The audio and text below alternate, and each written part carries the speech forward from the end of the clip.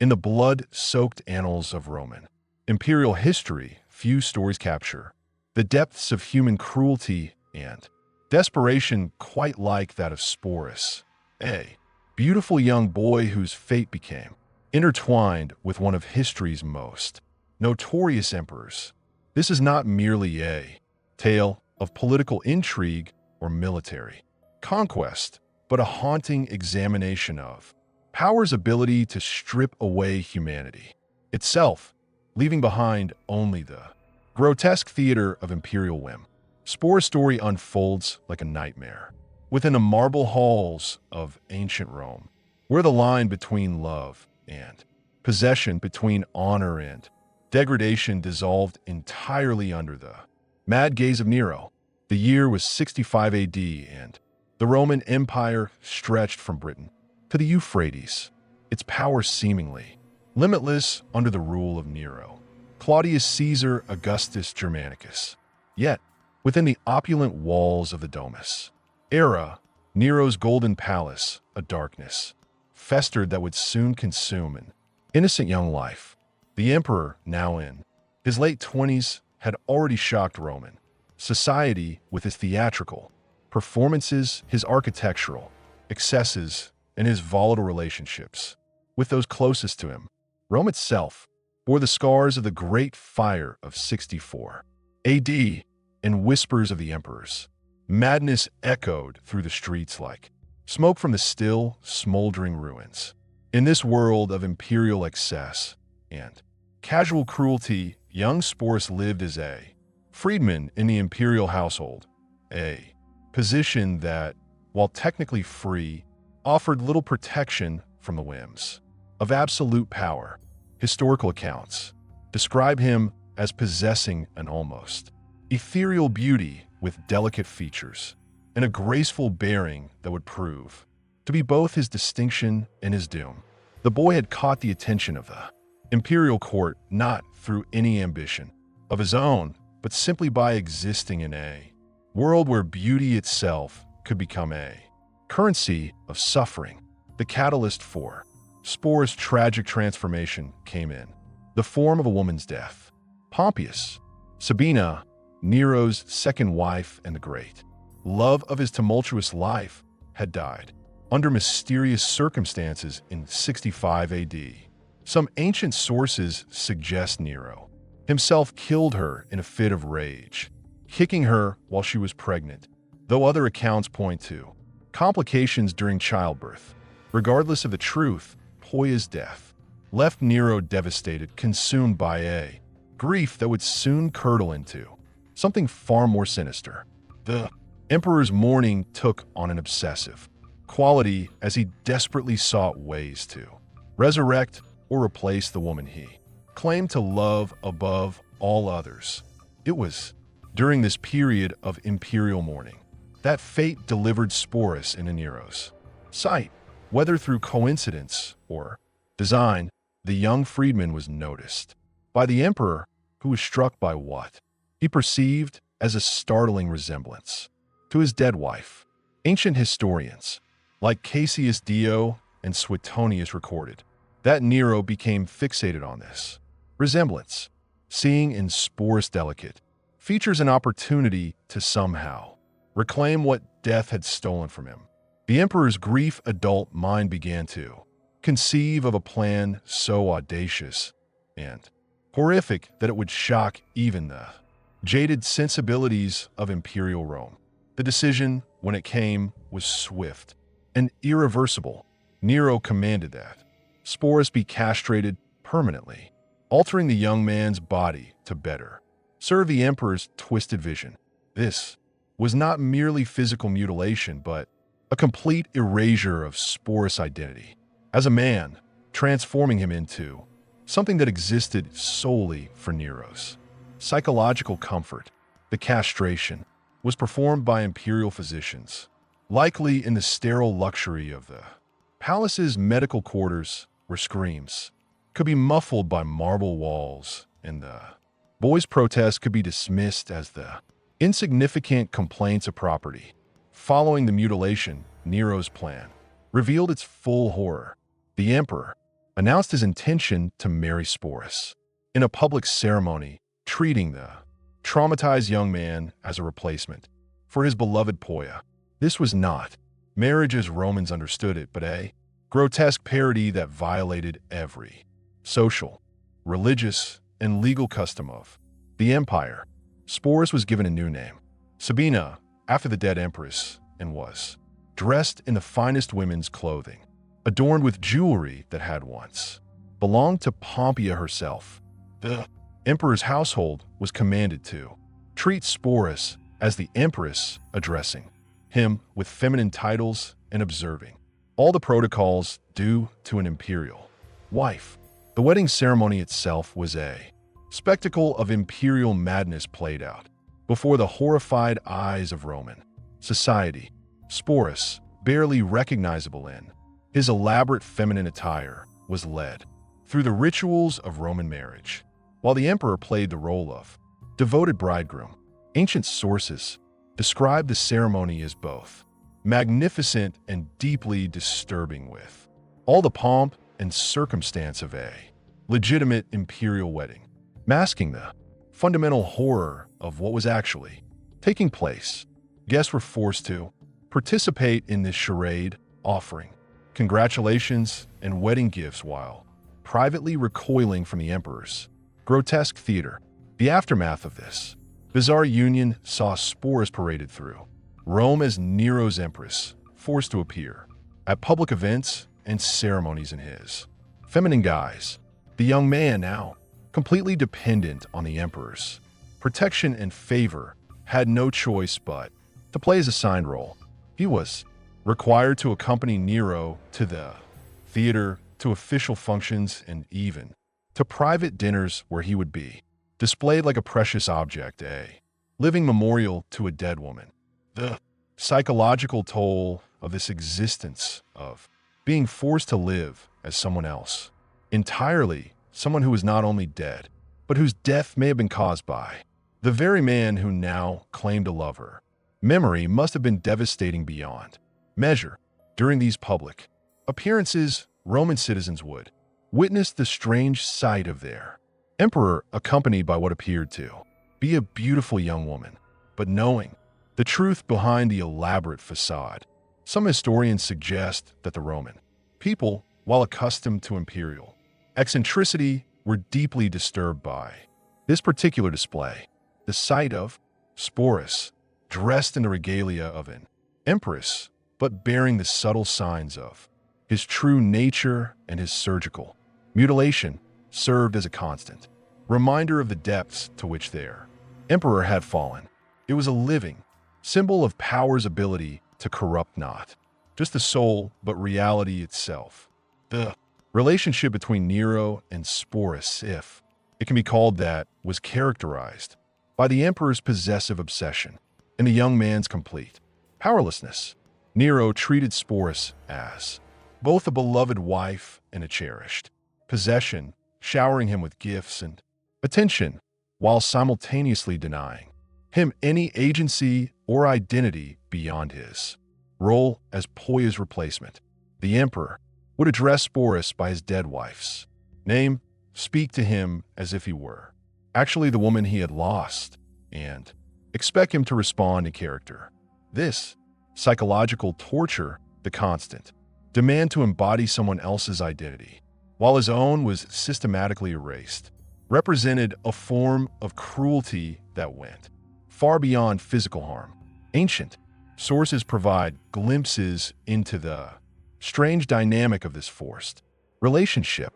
Suetonius writes that Nero would take Sporus on tours of Greece, displaying him to foreign dignitaries and Greek aristocrats as his empress.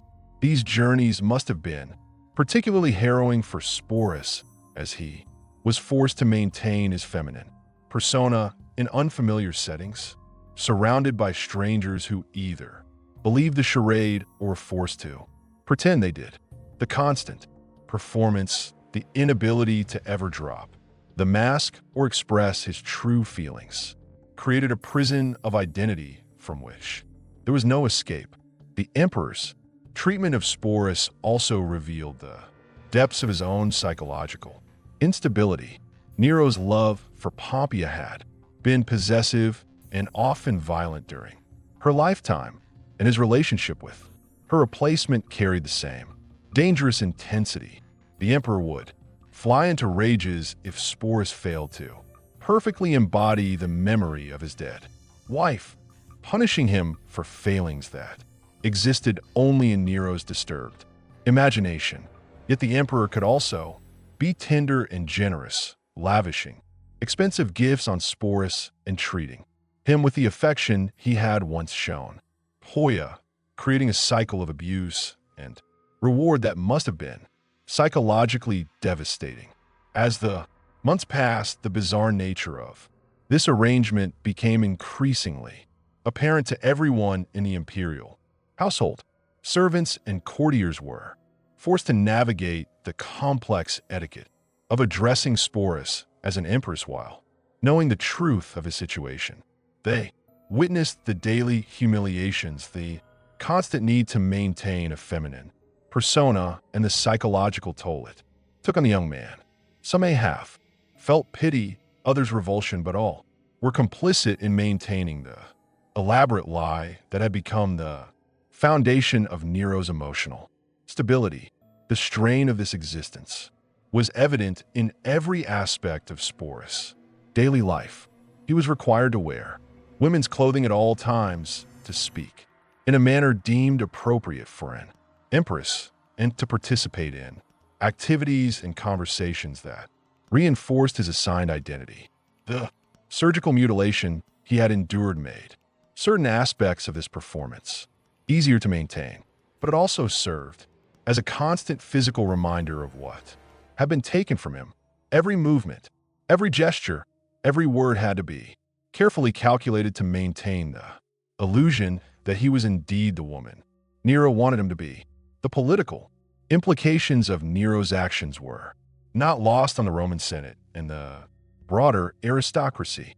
The emperor's marriage to Sporus was seen as yet another sign of his growing instability and his contempt for Roman tradition and values. While few dared to openly criticize the emperor, private conversations and correspondence from the period revealed the shock and disgust felt by many Romans. The spectacle of their emperor parading a castrated boy dressed as his dead wife was seen as a symbol of the moral decay that had infected the highest levels of government. This situation continued for several years, with Sporus trapped in his role as Nero's ersatz empress, unable to escape or even express his true feelings about his circumstances. The psychological damage inflicted by years of forced identity erasure, combined with the physical trauma of his castration and the constant stress of maintaining an elaborate deception, took an increasingly visible toll. Contemporary accounts suggest that Sporus became increasingly withdrawn and melancholic, though he had little choice but to continue playing his assigned role. The emperor's attachment to Sporus became so complete that he seemed to genuinely believe at times that he had somehow restored his beloved Pompeia to life. This delusion, if it can be called that, created moments of genuine tenderness between the two, but it also intensified the horror of Sporus' situation. He was not merely playing a role, he was expected to become someone else entirely, to surrender his own identity so completely that even he might forget who he had once been. The psychological complexity of this relationship, with its mixture of love, obsession, cruelty, and delusion, defied easy categorization even by the standards of an age accustomed to imperial excess. As Nero's reign progressed, political tensions throughout the empire began to reach a breaking point. The emperor's theatrical pursuits, his neglect of administrative duties, and his increasingly erratic behavior had alienated many of his supporters and emboldened his enemies. Military commanders in various provinces began to question their loyalty to an emperor who seemed more interested in playing dress-up with a castrated boy than in governing the vast territories under his control. The sight of Sporus, draped in imperial regalia and treated as an empress, became a symbol of everything that was wrong with Nero's leadership. In 68 AD, the political situation finally collapsed entirely. The Taurian Guard, the Senate, and several provincial governors declared their opposition to Nero's continued rule. Faced with universal rejection and the certainty of a painful death if captured, the emperor fled Rome with a small group of loyal supporters, including Sporus, the young man who had been given no choice in his original fate, now found himself bound to a falling emperor. His own survival dependent on the whims of a man who had already proven capable of any cruelty in service of his desires. The final days of Nero's reign were marked by chaos and terror as news of rebellions and defections reached the imperial party. The emperor's behavior became even more erratic. He spoke alternately of grand plans for escape and theatrical schemes for a dramatic final performance. Throughout this period, Sporus remained by his side, still dressed in his feminine attire, still playing the role of a devoted empress. Even as the empire crumbled around them, the young man must have realized that his fate was inextricably linked to that of the emperor who had destroyed his life, and that Nero's fall would likely mean his own destruction as well. When Nero finally committed suicide in June 68 AD, reportedly with the help of his secretary Epaphroditus, Sporus was left to face an uncertain future. The emperor's death did not bring the young man freedom. Instead, it marked the beginning of a new phase of his nightmare. As one of the most visible symbols of Nero's reign, Sporus represented both a living reminder of imperial excess and a potentially valuable political asset. The various factions competing for power in the aftermath of Nero's death would each have their own plans for the young man who had been forced to play the role of empress. The immediate aftermath of Nero's death saw Sporus pass from one powerful figure to another, treated as a prize or trophy rather than a human being with his own desires and agency. The new emperor, Galba, reportedly took possession of Sporus along with other remnants of Nero's household. This transfer was not a rescue or liberation. It was simply another transaction in which Sporus had no voice or choice. The young man who had once been a free citizen, then a mutilated plaything, now became a symbol of conquest and political legitimacy for whoever could claim him. Under Galba's rule, Sporus' situation remained precarious and humiliating. The new emperor, while lacking Nero's theatrical obsessions, still saw value in possessing this living reminder of his predecessor's reign. Sporus was kept in a kind of luxurious captivity, still required to maintain aspects of his feminine presentation, but no longer treated as an actual empress. This liminal existence, neither fully male nor female, neither free nor enslaved, neither honored nor completely discarded, must have been psychologically devastating for someone who had already endured years of identity destruction. The political instability that followed Nero's death, the period historians call the year of the four emperors, meant that Sporus' fate remained uncertain as different factions rose and fell in rapid succession. When Galba was assassinated in January 69 AD, Sporus found himself once again transferred to new ownership. The young man had become a kind of imperial inheritance passed from ruler to ruler like a piece of valuable furniture or a work of art. Each transition brought new uncertainties and new humiliations as he was forced to adapt to the expectations and desires of each successive master. The emperor, who briefly held power after Galba's assassination, reportedly treated Sporus with relative kindness, perhaps recognizing something of his own precarious position in a young man's situation. However, U's reign lasted only a few months before he too was defeated and forced to commit suicide. Once again, Sporus faced the terrifying prospect of being claimed by yet another new ruler, each transition stripping away a little more of whatever dignity and identity he had managed to preserve. Through his ordeal, it was under the Emperor Vitellius that Sporus' situation reached its final most degrading phase.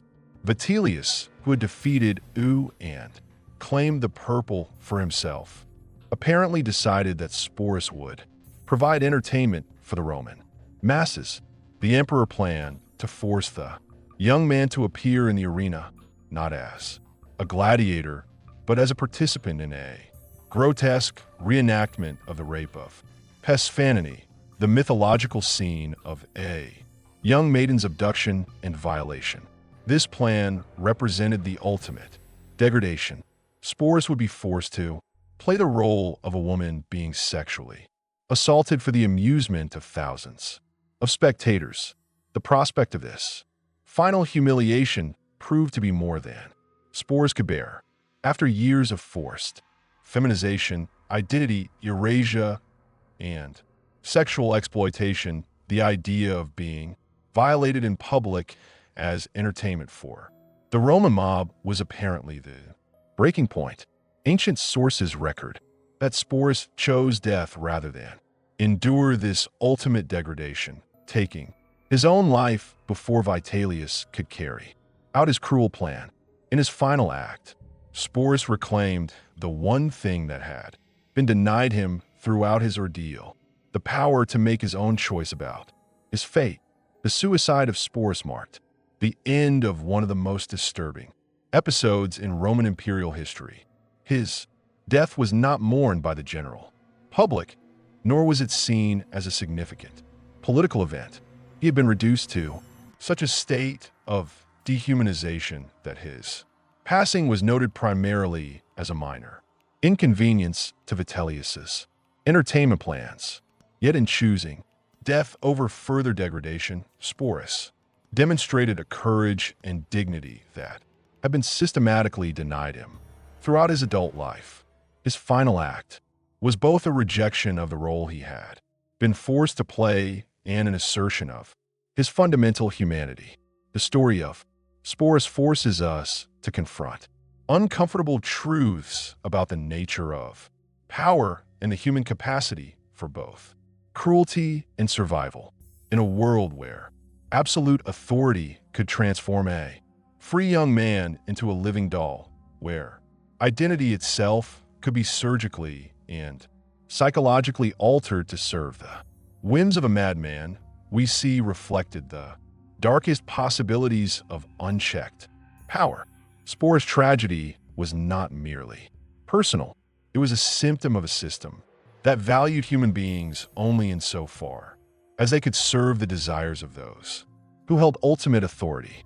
The historical legacy of Sporus' story serves as a reminder that behind the grand narratives of empire and conquest lie countless individual tragedies of people who were powerless to resist the forces that shaped their lives. His experience illuminates the particular vulnerabilities of those who lived at the margins of Roman society, the freedmen, slaves, and others whose lives could be casually destroyed by the powerful. The fact that his story was recorded at all speaks to its exceptional nature, but also suggests that similar abuses, perhaps less dramatic, but no less devastating too, those who suffered them were likely commonplace in a society built on rigid hierarchies and the absolute power of the emperor. Modern readers might find themselves asking how such cruelty was possible, how a society could tolerate or even celebrate such systematic dehumanization. Yet, Sporus' story also demonstrates the remarkable resilience of the human spirit, the ability to endure unimaginable suffering while still maintaining some core sense of self. His final choice, tragic as it was, represented a victory of sorts, a refusal to be completely broken, even by forces that seemed capable of rewriting reality itself. In remembering Sporus, we honor not only his suffering, but also his ultimate act of defiance against those who sought to erase his humanity entirely.